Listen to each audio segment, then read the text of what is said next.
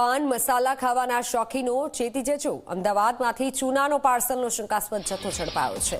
કઠવાડા જીઆઈડીસીના વૃષ્ટિ ટ્રેડિંગમાંથી ચૂનો ઝડપાયો છે. લાયસન્સ વગર ચાલતા યુનિટમાંથી મોટો જથ્થો ઝડપાયો. માર્કિંગ અને શંકાસ્પદ 450 કિલો ચૂનો ઝડપી લેવાયો. એએમસીએ ચૂનાના સેમ્પલ લઈને વધુ કાર્યવાહી હાથ ધરી છે. લાયસન્સ વગર આ રીતે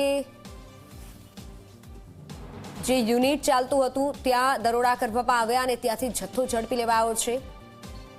યુનિટમાંથી મોટા પાયે જથ્થો ઝડપાયો છે. એએમસીના ચૂનાના સેમ્પલ લઈ અને કાર્યવાહી હાથ ધરાઈ છે.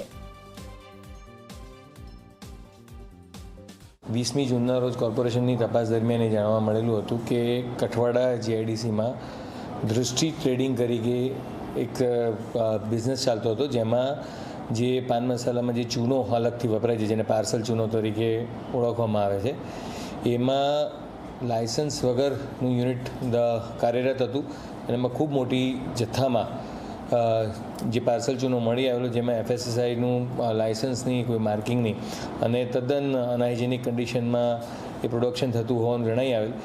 તો તેને કારણે એ યુનિટને સીલ કરવામાં આવેલ અને લગભગ 450 કિલો જેટલો જે પાર્સલ ચૂનાનો જથ્થો હતો તેને સીઝ કરવામાં આવેલ છે.